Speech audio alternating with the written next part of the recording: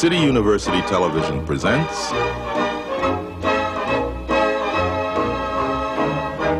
the American Theater Wing Seminars.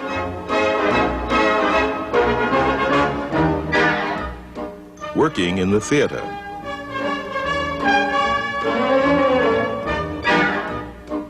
This seminar, Play Script Director.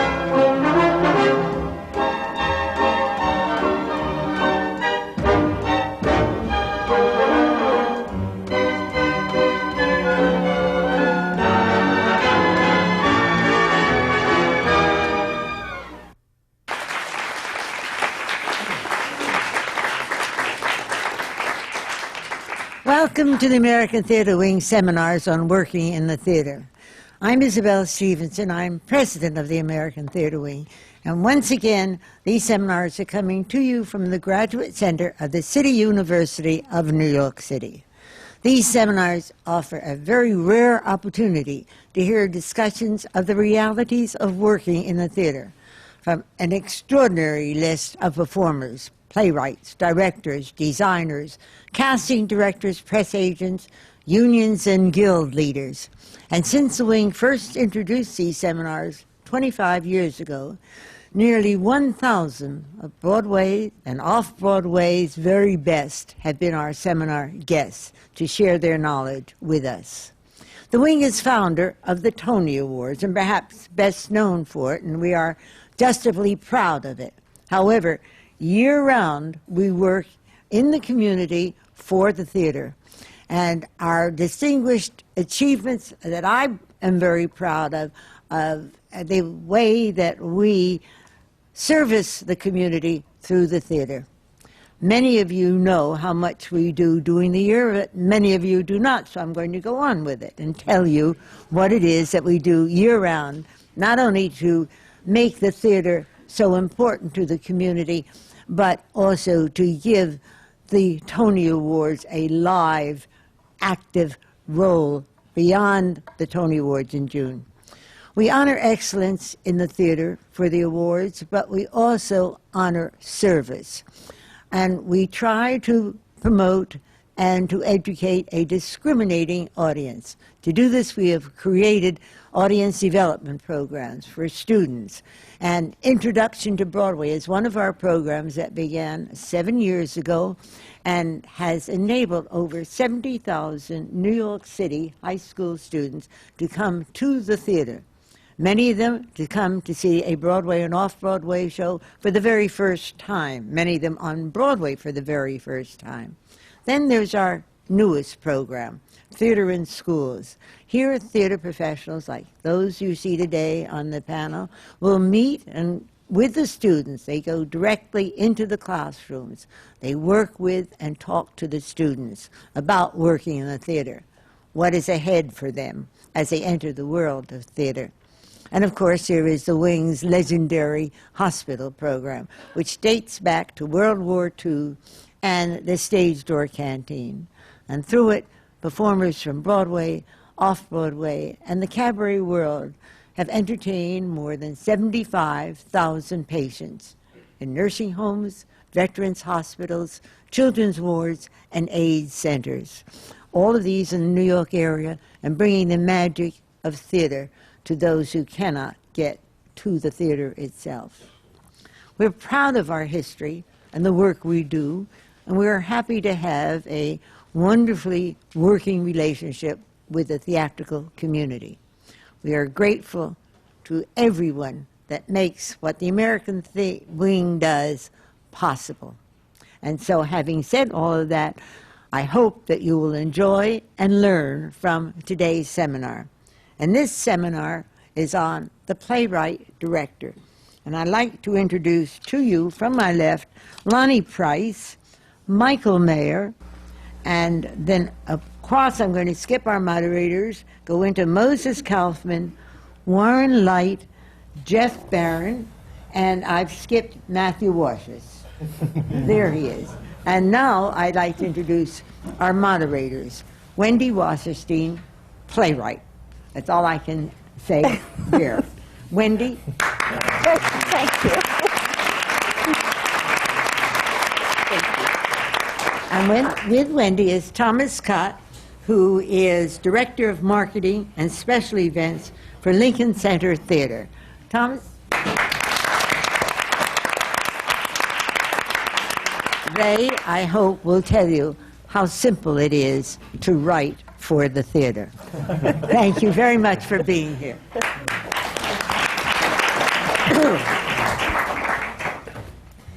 Before we start, I thought we should just give a brief bio about everyone on this panel. Jeff Baron left a successful corporate career to be a writer. Since that time, he's written a couple of operas, a libretto for an opera called Escape, and a comic opera, Song of Martina. His film, The Bruce Diet, won the Golden Eagle Award and has been featured at film festivals around the world. For television, he's written for The Tracy Ullman Show and one of my favorites, A Year in the Life. And he has a new play, Visiting Mr. Green, his first play, currently off-Broadway. Jeff Baron.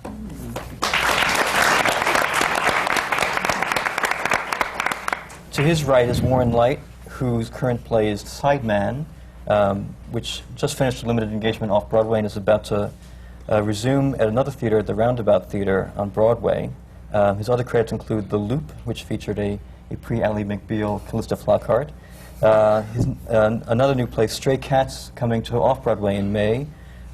He wrote the book to the musical Mayor, which received a Drama Desk nomination, book and lyrics to the High-Heeled Women Cabaret Act, which won the Out of Critics Circle Award, and had many one-acts performed around town at the Atlantic Theater, Naked Angel, Circle Rep, and La Mama. Welcome, Warren Leight.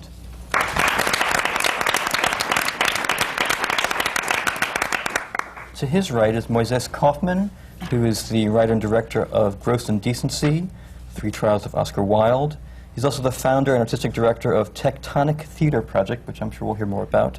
And he's directed a number of plays for them, as well as plays elsewhere. He teaches directing at the 42nd Street Collective and is the winner of last year's Joe A. Calloway Award for Excellence in the Craft of Direction, given by the Stage Directors and Choreographers Foundation. Moises Kaufman.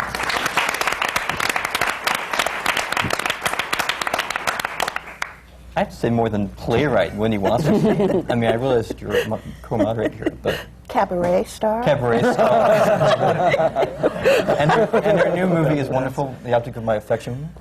To my right, Matthew Warchus, who is the director of Art, and soon to come to New York, a new production of Hamlet, which will be at BAM, which you originally did for the Royal Shakespeare Company. Gosh, you've had so many credits, including things at the National Theatre, the RSC, the Dunbar Warehouse in London, many Shakespeare credits, also opera, Falstaff, Troilus and Cressida, and you have an opera coming up, Così fan tutti, I'm told, and has just finished directing the new play by the writer of Art called The Unexpected Man, which hopefully will be coming to New York very soon. Matthew Warchus.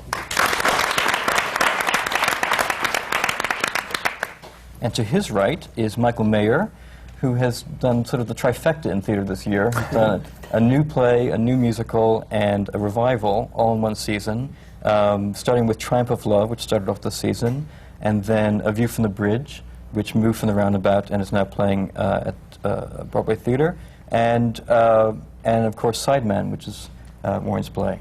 Many directing credits, including the national tour of Angels in America, and Baby Anger at Playwright Horizons. Michael Mayer.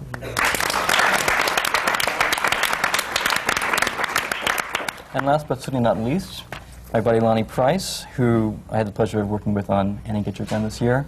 In addition to being artistic director of Musical Theater Works, Lonny is directing Visiting Mr. Green, which is Jeff's play, and has many directing credits as well, Manhattan Theater Club, Encores, revivals of The Rothschilds and Juno, and had a long career as an actor on Broadway. You may have seen him in Master Harold and the Boys, Merrily Rule Along, Burn This, and Falsetto Land. Lonny Price.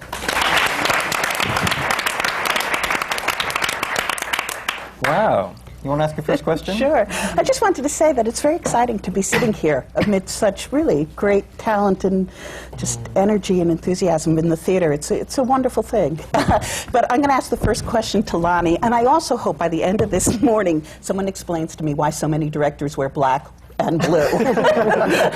But Lonny, you were actually one of my favorite musical comedy performers, and I'm very interested in how you made the transition from performing to directing.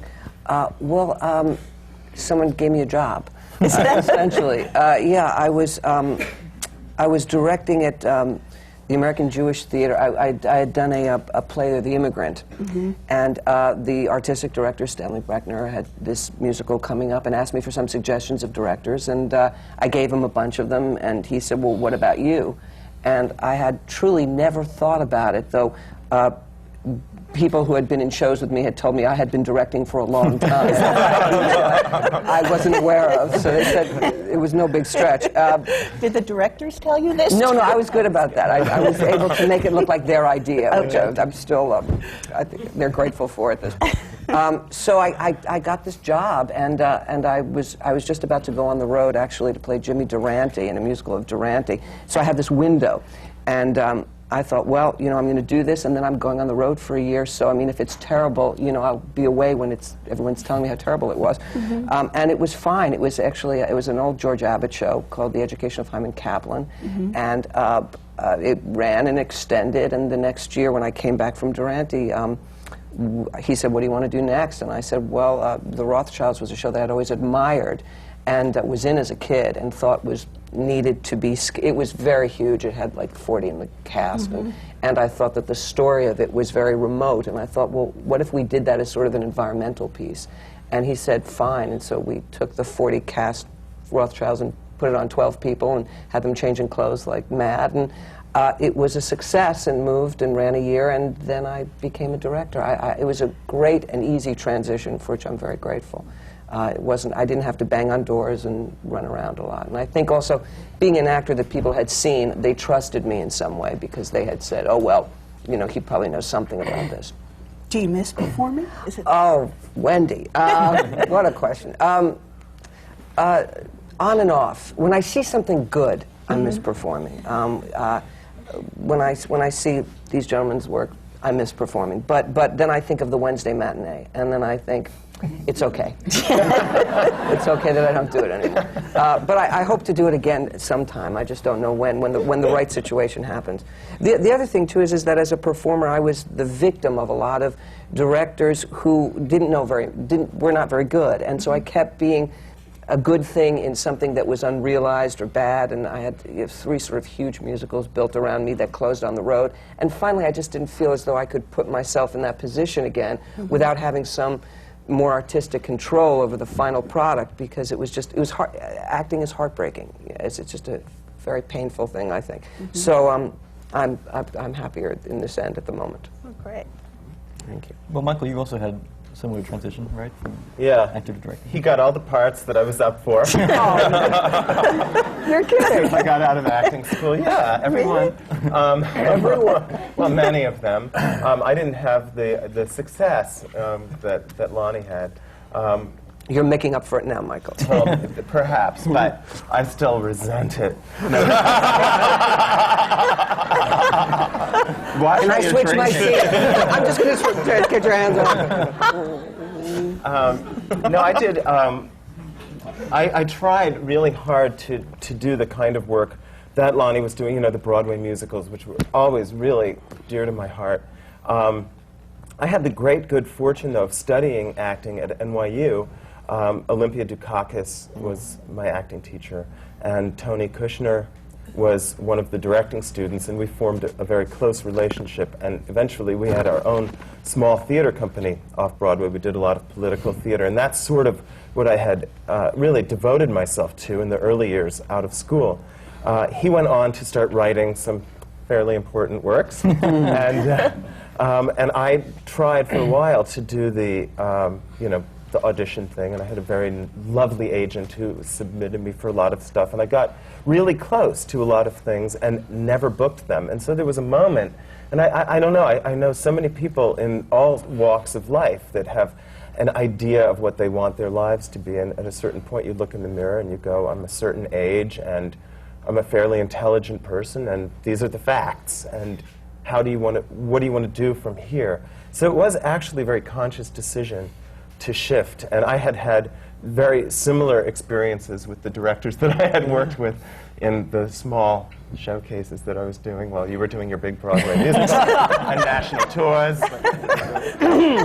But I also felt like, you know, why am I putting myself into these situations? And God, why didn't he make this choice or that choice? And I also just lucked out. I had some friends who had some money, and they put together little showcases. And bit by bit, people that I respected and admired came to see this work and encouraged me to keep doing it. It was a very slow process, but a good one.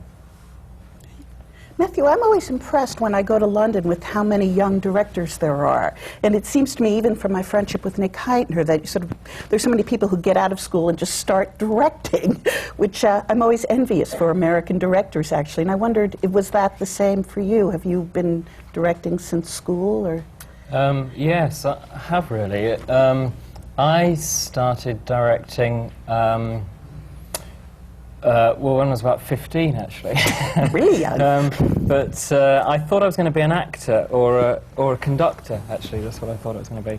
But from the age of 15, I was a member of the National Youth Theatre of Great Britain, which draws young people from the age of 14 to 19 from all around the British Isles to a season in the summer in London, where they perform devised work and classics and Shakespeare and musicals as well.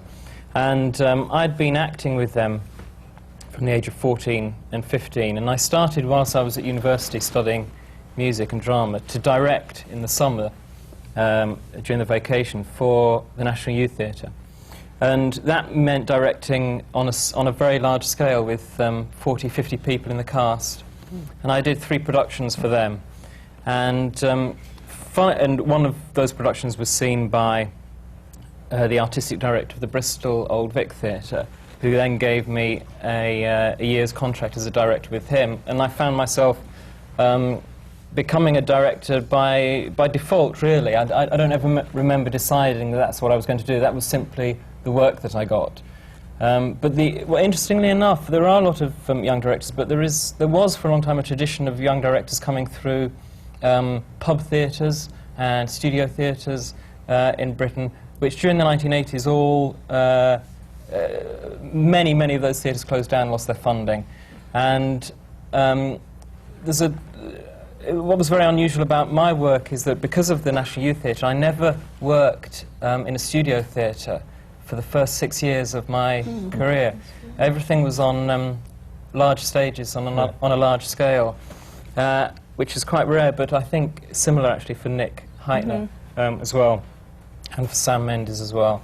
So that's something that I know, that's a route, the traditional route for young directors is a route that I never took, and in fact, unfortunately, has now become a route which doesn't exist anymore. So it might be that there are less young directors from now on, unfortunately. That's unfortunate. Yeah. Well, actually, this panel is very young. I was going to comment that it's sort of encouraging to see that there's people coming up in the ranks here who are going to be directing the future of this. Well, Moises, your background is not as an actor, right? You came through as a writer and director and producer and impresario. When I started doing theater in Venezuela, I worked as an actor for 5 years in a theater company there. And the more I worked, I was working with this very brilliant director who had studied with Grotowski and Brooke and all these great theater people. And I worked for 5 years as an actor with him, and at a certain point I knew that I wanted to direct, and there was no room to direct in that company. It was his company. And at the same time I also wanted to come to New York for many different reasons. And at that time at NYU there were some really interesting things going on. There was a lot of the kind of theater that interested me was being taught at NYU at the experimental theater wing. People like Andre Gregory was teaching there, George Haken, all these people were doing really interesting work there. So I went to NYU and I said, all right, I want to direct, so if for 2 years I can come in here and direct, that'd be great. So they said, absolutely. So for the next 2 years, I was just directing all the time, and that was great. I had the space, the actors, it was fantastic. And there I met a lot of the people that went on to become Tectonic Theater Project that we formed soon after we got out of school. And it's been going on for 6 years. And what's interesting is that with Tectonic Theater Project, we were doing work that in the downtown art scene was well known and people knew it and whatnot. But I think Gross Indecency is the first time that it has kind of reached a broader audience. That's very exciting. And will you continue to work with this theater Yeah, company? Is yeah, that? yeah, absolutely. Yeah. And what about talking to a playwright? Feel home again. But did you start out acting or anything, or was it always your No, interest? although now I see it's the way to get to direct. It's something to consider. No, I got out of college, I majored in journalism, and I was just going to be a writer. And so I sent an article into the Village Voice, dear editor, here's an article, they bought it, and I quit my last job 20 years ago. I just freelance wrote for 20 years, and I just booked jobs. So I would write a documentary. I'd meet someone at a party. He said he was a documentary filmmaker. I said, oh, I'm very interested in China. And I would write a documentary about China. Then I'd do a horror movie the next month. Then a corporate speech. I had sort of the toxic waste theory of career management. That just let it sort of seep with not any control whatsoever. And so I just booked a lot of different jobs. I would write an article about cabaret and then end up meeting some cabaret performers. And then I had a couple of years where I wrote, I think, every cabaret act in New York. Is that right? I wrote the patter for about 11 different singers. I just hope they never saw each other's shows. So I just did a weird mix of jobs. And I found theater writing gave me the least money and allowed me the most expression. Screenplay writing did the exact opposite. Right. And so over time, I've hoped to try to find a way to it's the coffee wine theory. You know, if you mix the two, you do okay. I don't know how it's difficult to make a living just playwriting, and screenwriting takes care of that and then makes you miserable in other ways. Yeah. So I found my mix at the moment. Yeah. Screenwriting makes you want to write a play. Or like hope for an earthquake. You know. No. Well. And Jeff, although you came from a corporate life, you started off with a degree in film production. Yeah, the corporate thing was a long, interesting side trip for me. I always knew that I was going to write, and I guess I always pictured myself directing as well. And I guess about 10 or 12 years ago, after college, I needed to make some money pretty quickly, and no one was going to hire me to write and direct a big feature film, which is what I kind of expected coming out of college. So I got a job in the corporate world, and I quite liked it, and went on to get an MBA from Harvard. Worked for Coca-Cola and part of American Express for a while. And at a certain point I said, okay, this has been great, but it's time to really do what I planned to do. So I wrote a screenplay, and I was very lucky. The first producer I took it to optioned it, and she had just produced The Big Chill. So I was in the film business. And for the next 10 years, I wrote 3 other screenplays that all got optioned within the first week or two by Disney and just, you know, big producers. And I got hired to write episodes of various TV series. None of the films was ever made. Very frustrating. I know all of us who've done screenwriting know that story. And the TV shows, they appeared on the air saying written by Jeff Baron, but it seemed as if every other word was changed, and it was horrifying, you know, if you care about what you write, to see something represented as yours that is clearly not yours. So that's what brought me to the theater, besides which I see 5 times more plays than I see movies. I live in New York City. It was like, hello, Jeff, you know, do this. And again, I was very lucky. This is my first play. And it started in Florida, is that right? It actually started, the first production was at the Berkshire Theater Festival up in Massachusetts. And the second production was in Aachen, Germany, in German, Besuch by Mr. Green. It's actually, Besuch by Mr. Green is actually playing right now in Stuttgart. And then it was in Miami, and we opened last November here in New York.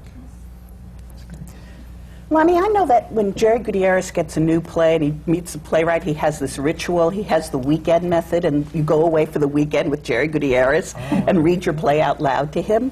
But I was wondering if there's some ritual you have when you get a new play, or is there something, how do you approach a new text when you've decided to direct it with the playwright? Well, I read it a lot. I mean, I read it once and sort of get a first impression of it, and then and try and go on that as much as possible. Just sort of maybe even write down certain feelings I have about the play or what I think it's trying to communicate, and then I read it, you know, a couple more times.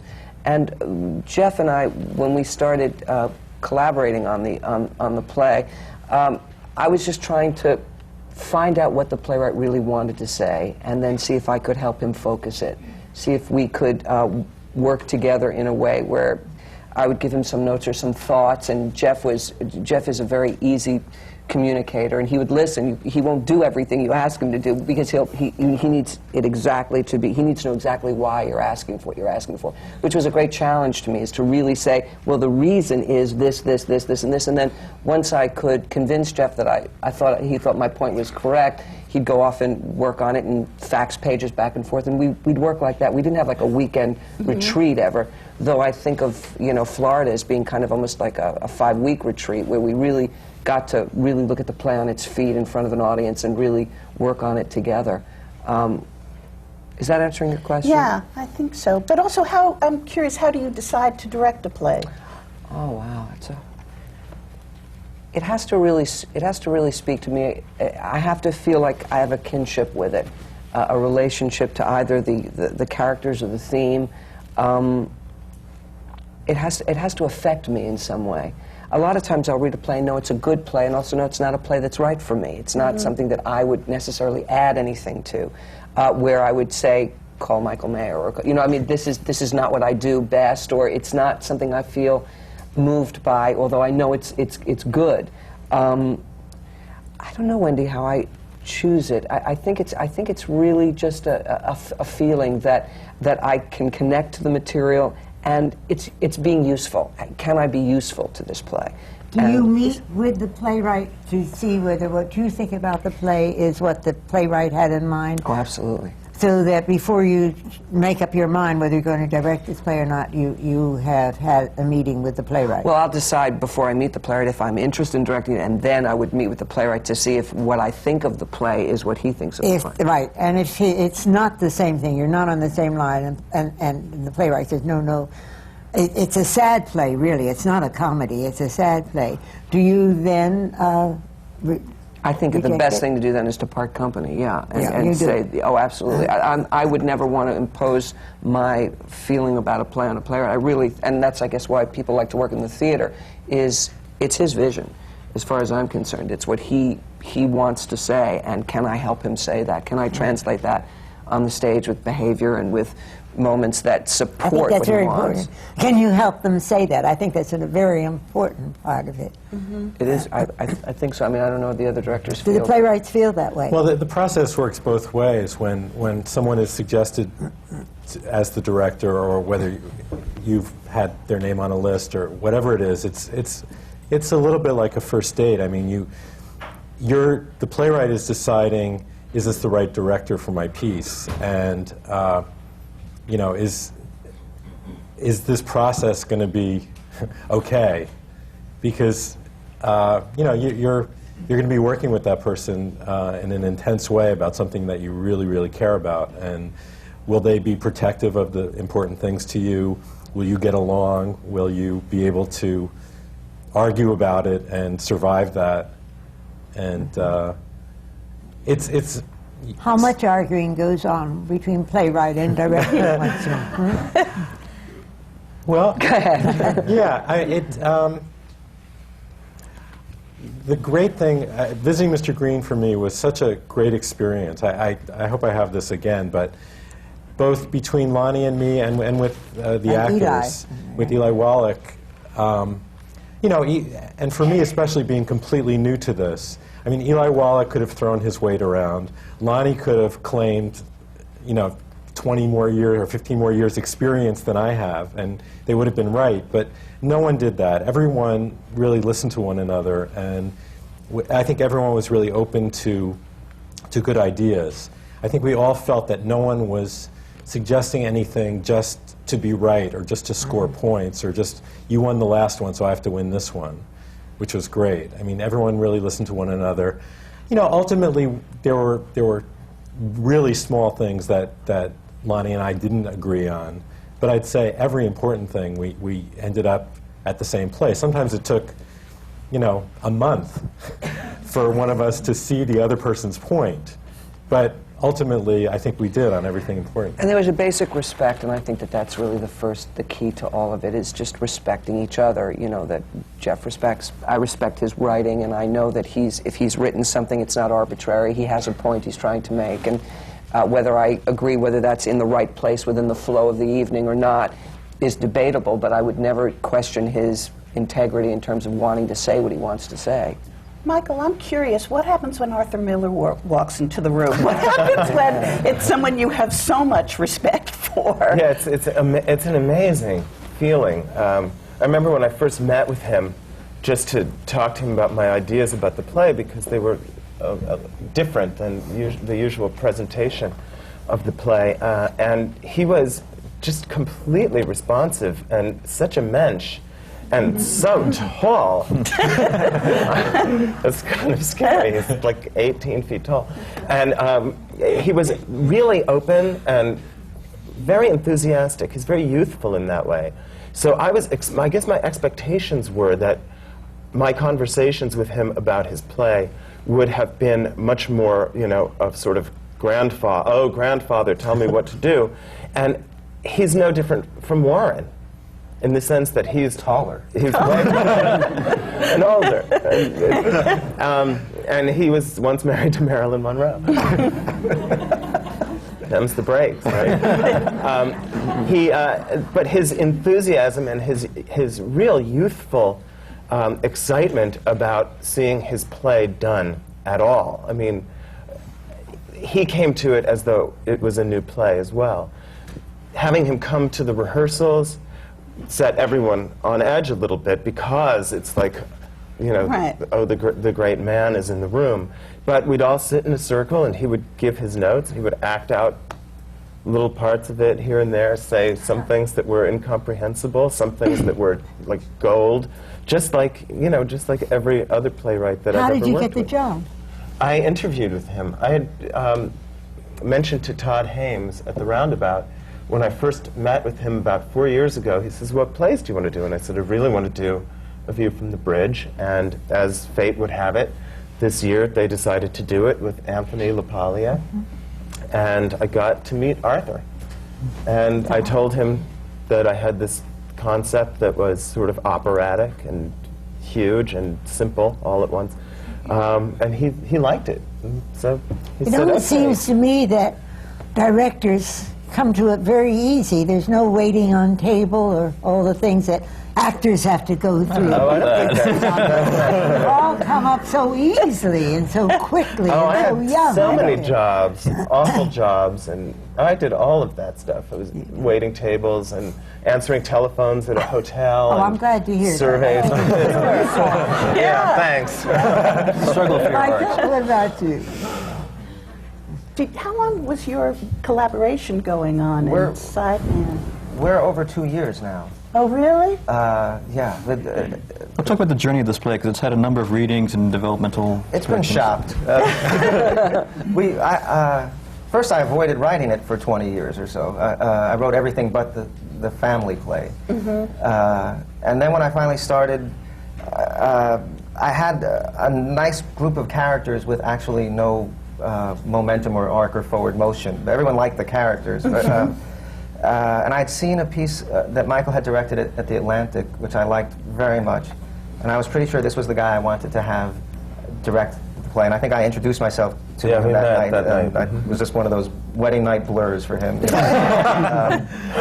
And then I'm in a company called Naked Angels, and they granted me what's called an Angels in Process which means a workshop in the basement of the West Bank Cafe, which we all have been drunk at. And so I had a 4-day workshop, and I called Michael, and he was very busy, and I said, and I meant it, I said, Michael, you at 50% is better than anyone else at 100%. Just show up, and we cast it from our Rolodex down to, there's a husband and wife in the play, and I said, I have a good idea for the wife. He didn't know who she was, and he said he had a good idea for the husband. I didn't know who that actor was. And they met at the first rehearsal, and that was our way of knowing if we would be good collaborators. Yeah. And they're perfect. It was an arranged marriage. Yeah. And so we were in the basement we had 2 days rehearsal, and then they were going to read the scripts on their laps. And I think on the day we were going to do our first audience, I came in with a new second act that I'd written the night before. And I said, sorry, Michael, because I'd heard it for 2 days in rehearsal, and I saw, oh, those confrontation scenes really are a good idea to have.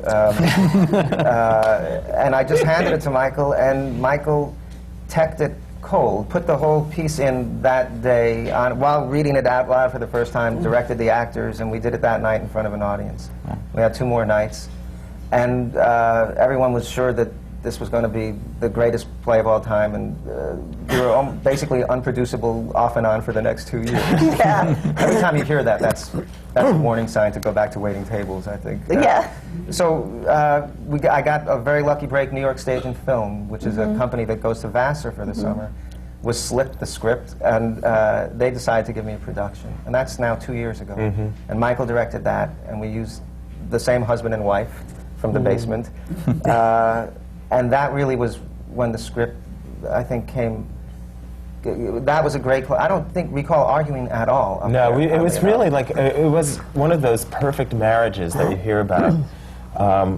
We ended up, even like the second day we were in Poughkeepsie finishing each other's sentences, we were so in sync about the whole thing. And in many cases where one of our work started and the others ended, it became this blur. We were really like a husband and wife team up there. We were inseparable.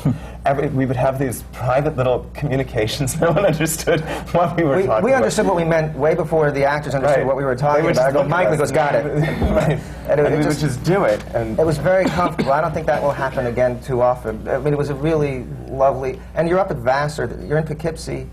You can go bowling, but there's working on a play. You really have a lot of time to focus on your play up there. Friendly's ice cream. Yeah, we went to Friendly's. Yeah, go to Friendly's. So we had sort of a blissful 3 or 4 weeks of rehearsing with these lovely actors, and the Poughkeepsie audience was really quite supportive and told us a lot.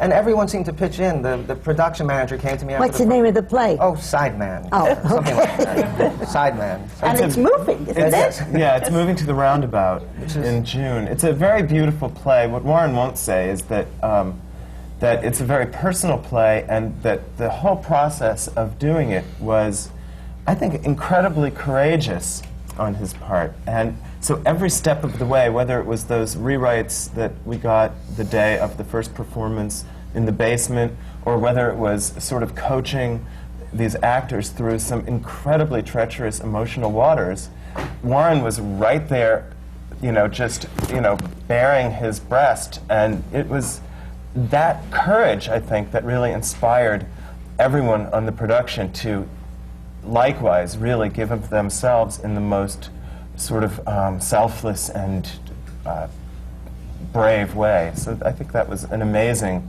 experience. A lot of these plays have come out of the non-profit or subsidized theater. And I know in England you've had a great experience with the National Theatre and the RC. Is that sort of the wave of the future, do we think? Is this where we are now, that plays really need to be nurtured in this kind of environment? Is that, I know that's probably more true in London, perhaps? I think so. There seems to be something happening in the West End of London at the moment. I don't know whether it's happening on Broadway, where by an awful lot of work which normally wouldn't appear in the West End, new plays particularly at the moment, is there's a wave of that work coming into the West End. And I don't know whether it's tied in with the this sort of advance of British cinema. Suddenly, perhaps through cinema, actors and acting are becoming more interesting to a wider public. And but there is a bit of a vogue in London at the moment for seeing serious and provocative work in a commercial environment. I mean, I wouldn't overstate that, but there is a glimmer of that. But generally speaking, I think that inevitably there's a level of interest that a practitioner has in ideas that are personal to writers and people who create drama. Once you have a hunger, you develop a hunger and a thirst for that kind of work and that kind of way of thinking and viewing the world, then your hunger goes on and goes beyond what might be an absolutely universal or completely populist interest. And so there has to be a lot of theatre that can, if you like, produce work by and for enthusiasts, which might not necessarily have a mass appeal. And I think that, so that's why, crucially, an awful lot of anyone's work who cares a lot about theatre is going to be in a subsidised setting, because it allows you an opportunity to explore things that may turn out to be of mass interest to people, but of course may not, and shouldn't be less valid for that. Was art ever produced in a subsidized setting, or was it? No, it wasn't, and I think that's actually quite important, because the play, for me, seems to have deeper meaning in a commercial setting. It's quite, it's the most commercial piece of work that I've ever directed by a long shot, and I love the fact that it's called art because of that. So there's a paradox there which is alive in the play, actually, because it deals with Philistine response to things of value, and that's a very sort of broad way of putting it, but it also looks into areas of sensitivity and tolerance and challenging preconceptions. And I think that in some subsidised theatres, the audience would turn up, in London, the audience would turn up and love the white painting, for example, from the beginning, and there would be no story, no journey at all. And in a very commercial environment in the West End, certainly, and in Paris, I know it's true to a certain extent here, there is more of a journey for the audience to go on with that play. And I think that the lack of preciousness in the presentation of that play helps the message of the play. Yeah, I agree with you, actually.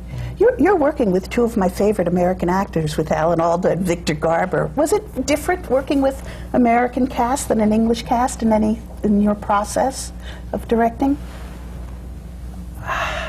This won't be seen at home. Where does this go? Yes.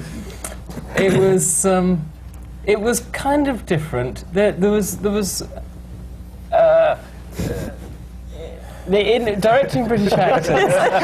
Oh, I'm so glad I asked this. I find it's difficult to remember. It's very difficult to remember, and it's difficult then to talk about it publicly. But the British actors do arrive for rehearsals and with a newspaper and a cup of coffee, and it takes a long time to get moving, really, and which is fine. I mean, I must say that that I've loved working with with all the casts of art. I honestly have, in different ways. Actors have their different rhythm. Anyway, the American rhythm of work for the actors I was working with was much more, okay, here we go, rigorous, ready to start.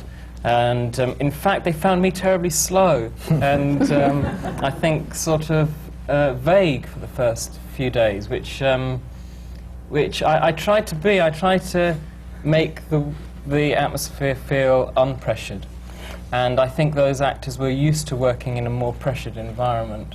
Alan Alda told me you were the best director he ever worked with. Really? So, yeah, he did. That's good. So, All right. If you were to give anyone advice about how you direct in England and how you direct here, what would you say? I would say be prepared to appear as though you know what you're doing here more. Just to, So you are an actor. a great performance that I gave for 3 weeks. I think that's important. It makes people feel more secure, I think. That only in certain areas of work in Britain do you need to appear so confident. That's probably the main difference. Very good point. Matthew, you talked about directing a number of different casts, because the play artist had a number of different incarnations, and well, View from the Bridge has had a transfer. Gross Indecency is going to have 8,000 productions in just 4 minutes. You want to talk a little bit about reinventing the wheel each time, and has it a little bit different for you, having created it once and then having to recreate it again?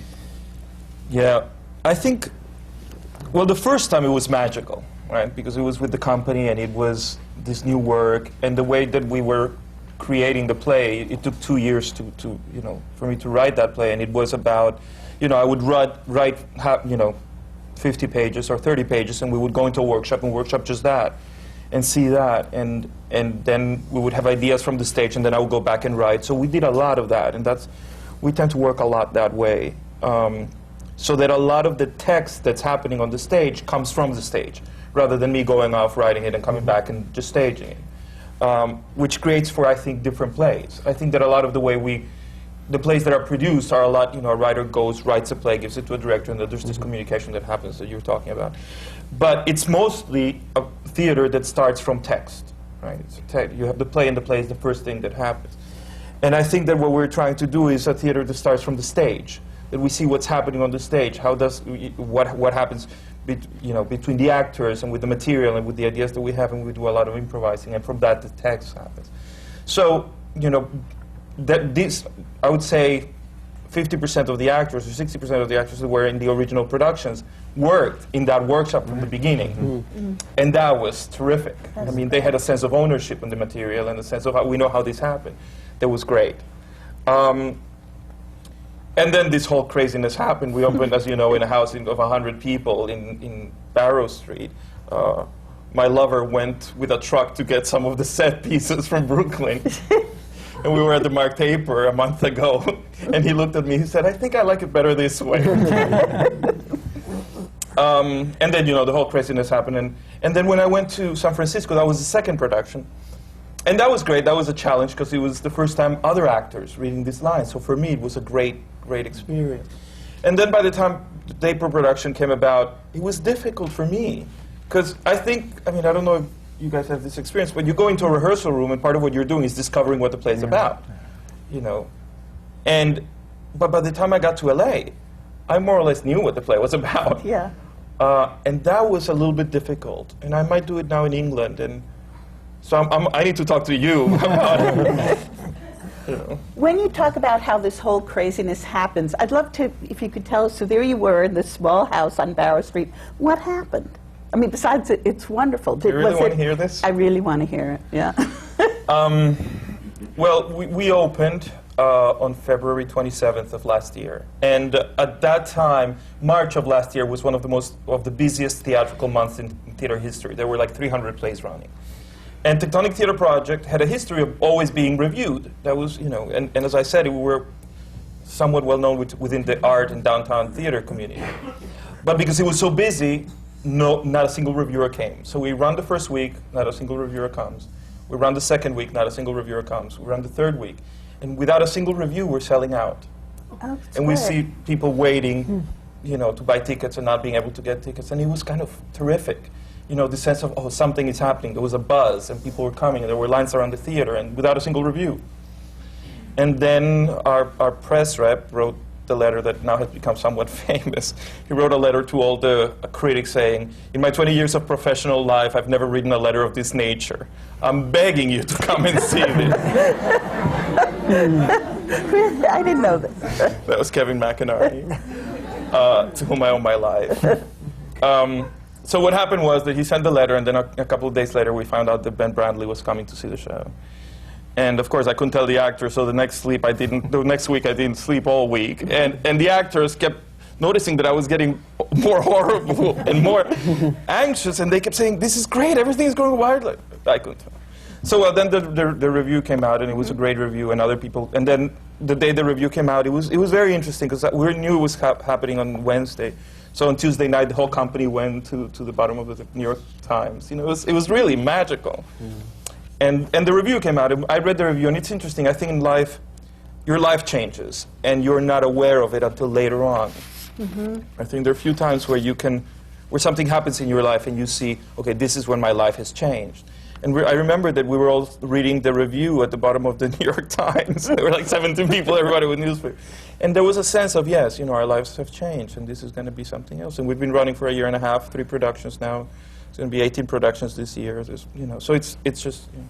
But when you go back to do a new work, you'll go back to that company, to the same rehearsal space. So in a way, it's changed. The basement of a church. Maybe it was the same place. Just as a matter of interest, if there was this buzz and there were lines around the theater without the review, why was it so important to you to have it? Everybody had been about one. What a nice silence that is. If a play succeeds and no one hears it, what would have happened will it if play in LA? A favorable review. What would have happened if it wasn't such a wonderfully favorable review? I really don't know. Because you had these lines, you had the word of mouth, you had everything that one hopes for. Yeah, I think many times plays have been killed by a bad review when they're beautiful productions. Of course. I mean, so I think that you know, we were worried there was a lot writing. I think it's so frightening. I mean, you know, we all experience this, but you know, you have a good show, and then all of a sudden the New York Times likes it, and it's. Your lives change, and you have a good show, and the New York Times does not like it, and it's over. You know, I mean, it runs its course, and you don't make a living, and I mean, it's the audiences most will stop laughing. Yeah. Absolutely, you will have laughs the night before, or conversely, if they're told it's great, they laugh at the curtain. They come in and they think it's funny. It's just it's well, much better. It's like they're sheep. They are totally like sheep, and it's the most terrifying thing in the world, I think, to open a play in New York, and it doesn't matter so much anywhere else. Where the critics are so important here. But I mean, we opened Mr. Green and we had 2 very nice reviews from the other papers, and we were kind of doing okay, or not okay. I should say we were iffy. And then the New York Times did a very nice piece on us, and it made the box office literally jumps 3-fold and keeps it there. Well, what was interesting for us, the way we were keeping reservations for our company was that we had an answering machine in our house. It's great. Right. Bragger. So that We're going to just pause for literally a half a minute so that people can get their questions together to ask you. So everybody, stay in your seats. Take a deep breath. You can talk amongst yourselves to decide what it is that you'd like to say. the machine blew up. The next day, there's smoke coming out of the machine. And the same.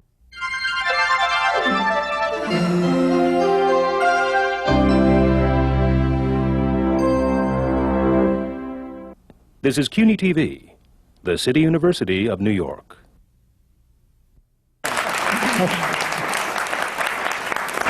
The American Theatre Wing seminars on working in the theater. And these are coming to you from the Graduate Center of the City University of New York. Today's seminar is on the Playwright-director.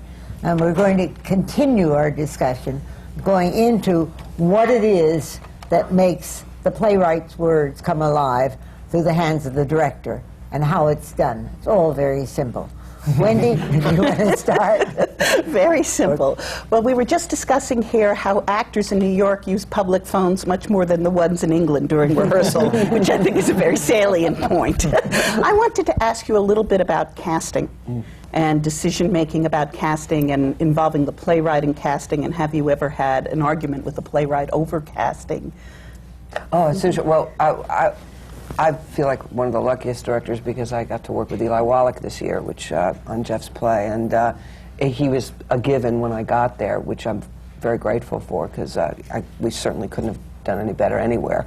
He's marvelous. And in terms of casting, yeah, I mean, this role also, the other role in this play was a rather personal role for Jeff in some ways. And so I think that at times we saw him a little bit differently, but in general, I don't think we really disagreed almost about anything. We actually sat in a replacement call, and his notes were the same as mine, and we're pretty much in sync. But in terms of casting with a living playwright, it's a lot different. I mean, obviously, when it's you're just the director of a revival or of a, you can do whatever you want, and that's wonderful. You know, if they're dead, it's the best. You guys prefer dead, right? We do. Dead is best. Dead is best, and you can cut and move and paste, and it's nice. Dead is good. But I think in general, you just collaborate. I really believe you listen to what the playwright wants. I try to give the playwright pretty much what he's looking for, and with the skills available. Is that answering your question? Plus, as you know, Wendy, I mean, one of the great things, we're talking about theater versus movies and television, the Dramatists Guild contract gives us approval over casting. Right. Which, you know, in TV, you know, many times I wrote a show and just wasn't allowed on the set. You know, there's such a difference between the way the writer is treated. So, not in terms of throwing your weight around in the theater, but obviously, I mean, it's something that came from you, and you should be part of the discussion at least. And that's one of the things I really love, is that you are. I always find it interesting when an actor emerges and they're at a wonderful time in their life, like Allison Janney in your play, and she's in my film playing a totally opposite person. And it's, how do you know? I mean, is there a certain sort of buzz or instinct, or? I think what happens is that you sort of fall in love with these actors at that moment, because they're radiating something, you know? Allison walked in, she was shooting some film, and her hair was this short and white. She didn't even look like Allison. I didn't know. And she just picked up the script and just read with Anthony. And we knew immediately that we had to look no further. And it was something, she'd never done a role like this. Right. It was a complete stretch. She didn't even, in the audition, it wasn't even that she, it wasn't one of those auditions where I'm going to give it all to you, just stand back and watch this. It was just really just genuine and conversational. She just read the scene and connected with him. But we knew that it was dead on. And then this astonishing performance came out. And then she's in primary colors. She's fantastically funny in that. And in your movie, and suddenly she's just this thing. And it wasn't like we thought, oh, Allison Janney's really hot right now, let's get her. It wasn't that kind of thinking at all. I think it's, I don't know about the other gentlemen, but I think it's essence mostly. I mean, I think that's what I generally find that I cast from. It's not a personality or height or weight in general for me. It's if there's an essence that seems to be matching, that you feel that you can work with, a connection, that, and I think that gives you the widest variety of people, that you don't have to be, I hate the whole typecasting thing if we can help it, to really just look for someone who's connecting in another way. I think also if you're casting somebody who is hot right now, then you've missed it, because they're actually, you've missed the moment, and you're not going to actually get their best work, chances are, because they're probably completely distracted by the amount of attention they're getting.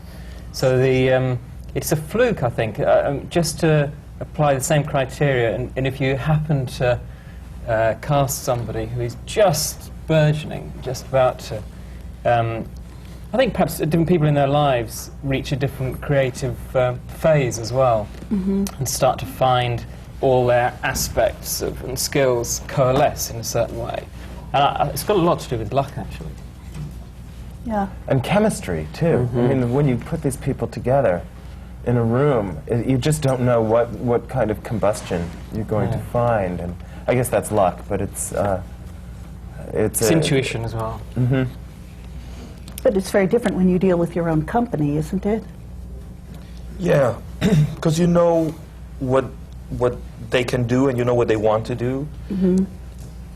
Casting is a very difficult thing. I don't know if you guys feel this way, but I always have a really hard time casting at auditions, because I have found that there are actors who can audition fantastically, and that's all they can do.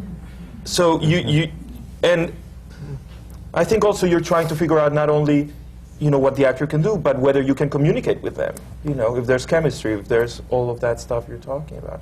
I mean, with Michael Emerson, who plays Oscar Wilde, and who played it in San Francisco and Los Angeles, it was very interesting because I cast him in a different role. And then I ended up firing Oscar Wilde, and I said to him, this was great, I said to him, you know, I really would like to read you for this part. And he said, okay. So he came in, and before he read, he said, all right, I'm going to read for Oscar Wilde, but I want you to know that if you don't think I'm right, I'm perfectly happy doing this other role. That's What a mensch, huh? yeah. I was like, okay. I think it's true that in an audition, people sometimes think that you have something in mind and that's what you're looking for. And it's usually the audition that tells you what you think the character should be like. Right. Someone comes in and you suddenly realise that you're completely wrong. That's what the part should Yes, be played like. you learn a lot at Yeah. auditions, a lot, because you see all these different textures of different actors doing the same lines, and you learn about, you know, what works for the part and what doesn't. It can be wildly frustrating too, especially when you get 2 or 3 really strong possibilities, and you're like, "Oh my God, do I go this way or this way? And if I go this way, then that person over there is going to." You know, it's this house of cards. When I came over to cast for art here, I met about 35 actors on my first visit, and I found 3 fantastic casts of art, all completely different. They would have been completely different shows, unrecognisable, different ages, different type of people, different parts of America, different class, and the play would be wonderful in each version, you know, any of those versions, which is incredibly frustrating. Yeah, what's heartbreaking is when you see an actor who's a great actor, and you fall in love with the actor, and you know that he's strong for the part. Oh, yeah, that's a killer.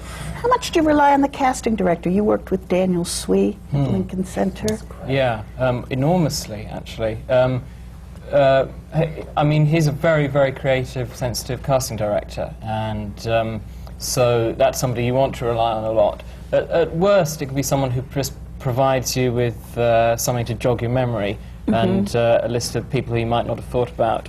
But it's becoming quite an art, you know. It's not unlike other areas of theatre, like lighting design used to be a fairly pragmatic and practical thing, just make sure people can be seen.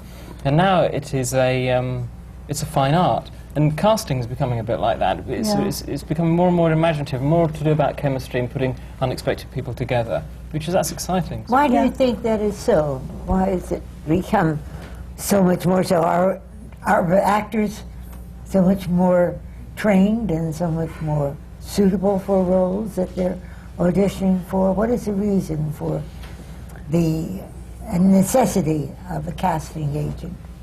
Well, I think one of the reasons is that there are so many venues for actors now. I mean, there's so many TV shows and films and independent films and theaters and small theaters and regional theaters that for a director to try to, him or herself, really have his or her pulse on all of the acting pool out there, you wouldn't have time to even read the play that you're going to direct. So you get casting directors like Jim Carnahan, who I've worked with a lot, who's wonderful. He's at the Roundabout. He will see every single play in New York, and he'll see it again when there are replacements in. He sees every movie. He knows all the, he knows all the up-and-coming kids out of the schools. He knows, who's coming, who has a green card, who doesn't. He knows who's doing something, who's an up-and-coming person in a regional theater situation who is looking to come to New York for something. And that's an amazing talent. In addition to, a great casting director is also incredibly intuitive about the play and reads the play. That's really special, They read the play and they understand what the character should be and have conversations with you and sometimes even with the playwright as well. I think what's great about a great casting director, specifically for theater, is it's about the play. It's not about packaging. Yes. It's not about getting people into those seats. It's about how will this play work best in collaboration with this director and playwright. So I find people like, Daniel Swee or Jim fascinating. They're wonderful people to show a play to, just to talk to. Just like, I like talking to designers as well, because there's a sensitivity to the text. There's also a problem that I don't know if other people are feeling, though, that at certain times of year where everybody goes away and there's nobody to put in the plays.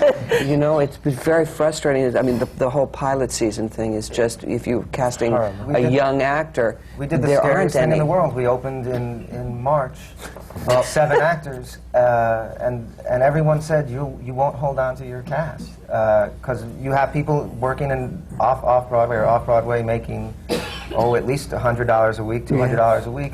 And they get the call for come to LA for 2 weeks for $40,000 in the middle of your run or the day before your critics are coming, and it's just an occupational hazard.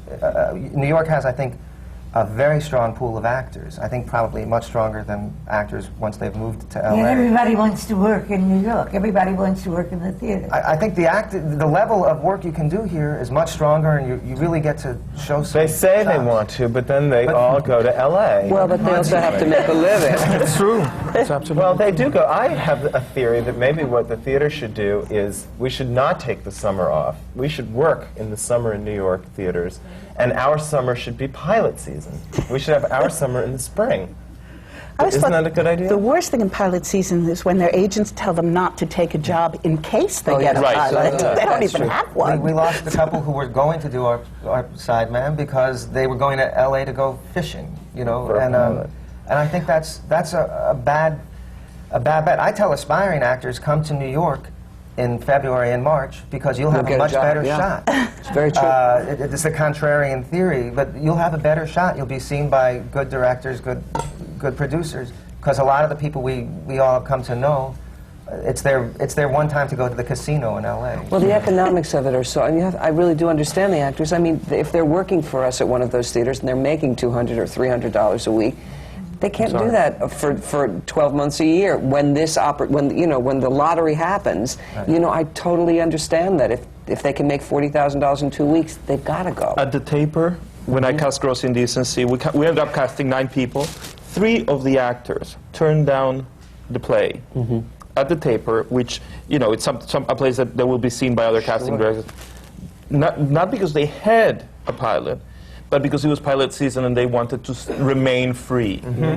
3 of the 9. That's amazing. So if we think we have it bad here, in LA, it's horrible. It's really, doing theater in LA is... Also, once they get a pilot, if they get a pilot and shoot a pilot, then they are basically out of commission until like you a know year. whether or not But that Matthew, pilot is you going to said something shoot. very interesting. You said you could have had 3 casts out of the auditions that you saw.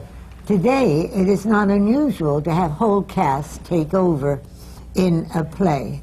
Why would you perhaps not cast 2 or 3 casts right at the very beginning, so that you have the opportunity of the actors having work, everybody there, and also you can say to a cast, 2 months, 3 months, 4 months, and then you can take whatever you want in Hollywood, come back and reverse it. I think this idea of taking over casts is a very good one. It's healthy. It's healthy for the theater. It's healthy for everybody, and it addresses the economic problem of the competition of Hollywood and television. It's what we've developed in London with art, because we don't call them replacement casts at any level. They're called new productions, and even though it's in the same theatre on the same set, and they have exactly the same rehearsal time as everybody has ever had for the play. Wow. And they have their complete new costume design. If everything's approached as a new version that I either direct myself or an associate director directs. And we're getting actors that you would put in for a first-time cast normally of that caliber, and this is into in its second year, and halfway through its second year. So maybe, I mean, I don't know how long art would last on Broadway, but a similar approach is possible. The biggest obstruction to that is the agents, who are stuck with a different kind of view that the prestige of being in an opening cast outweighs what they still, insist on seeing as a replacement cast, and that's something that has to be overcome. And it's quite a block, really, I must say. Also, this thing that I think needs to be challenged in actors and in their agents particularly. It's obviously a completely different atmosphere in this country than it is in Britain, is that no one really becomes an actor or works in theatre to make a lot of money. That is never the primary urge that made people go into it. And anybody who finds himself having to say, well, you know, unavoidably for economic reasons, I have to go to LA and do this job, needs to be challenged, I think, because are they just chasing a sort of spurious dream about being on a big screen? Or is the work they're doing there actually better? And if the work they're doing there is seriously not as good as the work they're being offered on stage, then it's an investment of another kind to work on stage, I think. You know, Michael Emerson, when he started playing Oscar Wilde, 3 months after we moved, he's doing the play 3 months. This is an actor, he's now 43, I think. He, for years, could not get a single role in New York. He says that he couldn't be a spear carrier at the public. And it's true, he just... 3 months after he does Oscar Wilde, he gets a call from a huge movie, I'm not going to say the name, to be one of the leads in this new big budget, the world is going to get destroyed movie next to a big actor. He gave it away. And you know what happened? Well, it's interesting. He was thinking about it, and he would get off the stage and like have these panic attacks about what to do. He didn't know what to do. It was all the money in the world, you know, all these things. And he kept reading the script, and he said, this is horrible. This is a piece of garbage. And he turned it down, and he stayed with the show. So there are cases when what you're saying happens. It'll pay off for him, because at some point he'll get a script which is stunning. Absolutely. And his reticence will pay off in the end. I mean, generally speaking, I think it does pay off, and to appear in a bad piece of work that's going to be seen by millions of people is a really right. Right. That's what he said, actually. There are still so many questions to ask, and so I have just a few of our audience that would like to ask some of these questions. You can step up, please. Yes. Ellen Hightower. Question to the directors. How do you approach an original piece as opposed to a revival from a director's standpoint, a revival that you've seen many, many times, and possibly some of the director's style has rubbed off on you?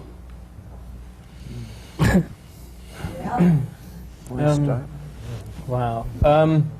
I think that you have an obligation with an old play, which is to not only bring the life and originality of that piece to a new audience, but to reinvigorate the writing for an audience who is familiar with that piece already. So you've got a double challenge, which is actually quite an exciting thing to think about. I mean, obviously, I've just done it with Hamlet. You've got a real task there to make people believe that Hamlet is a new play and has got the qualities of a new play. That is exciting. I think the two... I haven't done masses of work with living writers, maybe 4 or 5 productions out of 25, 26. But the two rub off on each other. I think that I view the new writing scripts that I've worked on as classics. And I imagine I work on scripts that I think will have a profundity and a relevance over a long period of time. And work on them, approach them with as though they have the status of a major classic. And I work on the classics as though they're new plays, and as though they're fresh and surprising, as though they've just been written. I think that it's always nice to have a collaborator. So when the writer's alive, it's nice to have an ally. When they're dead, it can be a bit lonely sometimes. Do you use a dramaturg ever on your classic plays? No. Hi, my name is Rachel, and my question also for the directors is, how important do you think it is for a director to act or perform, and how much time or to what intensity should they spend in the study or the pursuit of that part of the craft? Oh, I'd like to take that one just for a second. I think it's a terrific idea for any director to do a little bit of acting. And I think you can only really understand the process of what an actor goes through by doing it. I also think probably it's not a bad idea for a director to design a little bit and to do all the tasks involved, because if you're the vision that's leading the team, hopefully, I think it's essential that you have some idea of what the process for all of those disciplines are, and particularly for actors when you're dealing with text and trying to deal with an emotional life and behavior and all of that. I know as an actor, I much more responded to directors who had acted before. And I found that very helpful and supportive, and so for my taste, I think it's a good idea to get as much acting training as you can. I think in the theater it's extremely important for everyone to know as much as they can about every aspect of the theater, which is one of the reasons why we do these seminars, to take up that gap of having to be specialized in directing or in playwriting or in set design or in sound. Learn as much as you can about every part of it, and then you can tell people what to do and know whether they're doing it correctly. Yes. Hi, my name is Guy West. I was just wondering, what are your next projects? What are you working on next? Okay, start with the writers, maybe. Is that for everyone? For everybody, the whole panel. Okay. I have a musical that I'm working on, an original musical comedy. I have an opera that I think might be done this summer up in the Berkshires, and a new play. Me too.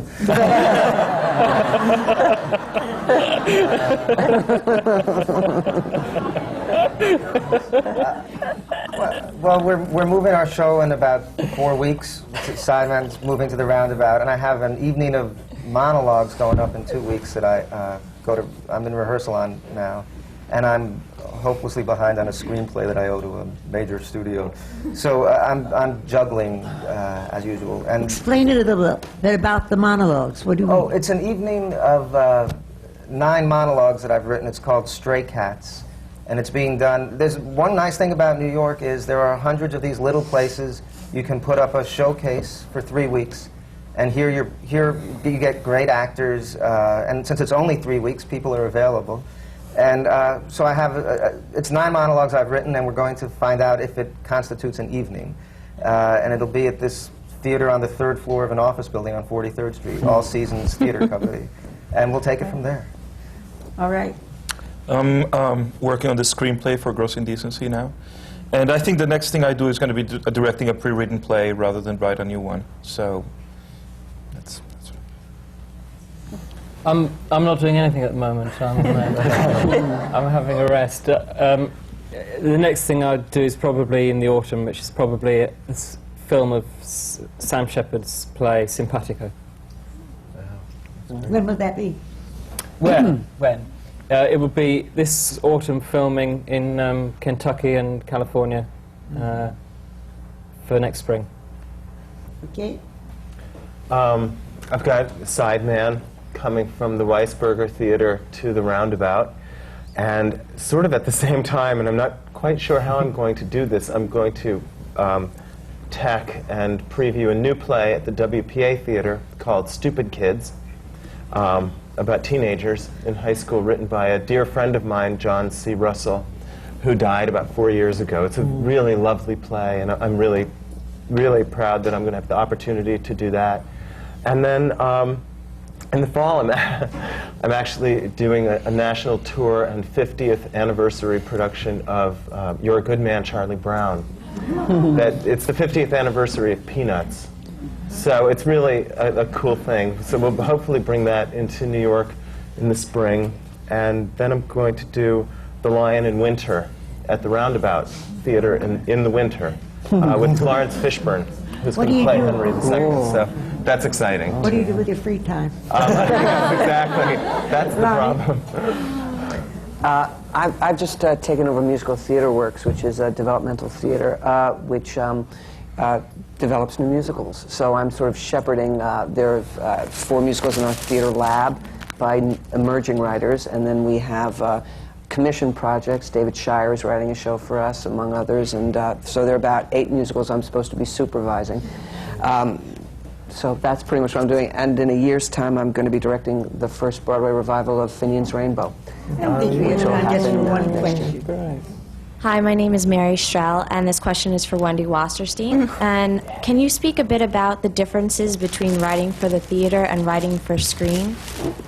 Oh, goodness. Well, you know, I just had a really good experience writing for screen. I wrote this movie, The Object of My Affection. That was a screenplay I began writing 10 years ago. I always think of it, if that was the Rasputin of film. They tried to drown it, kill it. And why it was such a good experience was the collaboration with my director, with Nicholas Heitner. And that really, I mean, in many ways, we approached that like a play. We worked together on it. I was around when they shot it. So I felt very much sort of part of this. It wasn't like I was the 10th writer removed from this experience.